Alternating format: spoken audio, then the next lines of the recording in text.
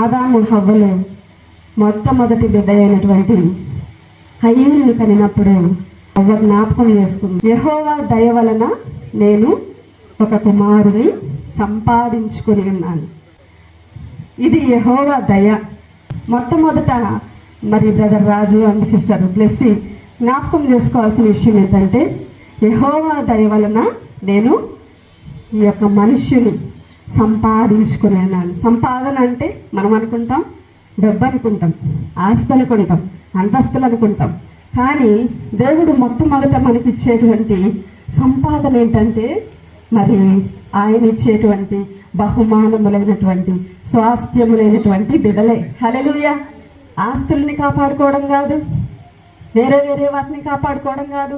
ప్రభు మనకిచ్చిన ఈ సంపాదనను మనము కాపాడుకోవాలి, దేవునికి మహిమకరంగా వారిని పెంచాలి.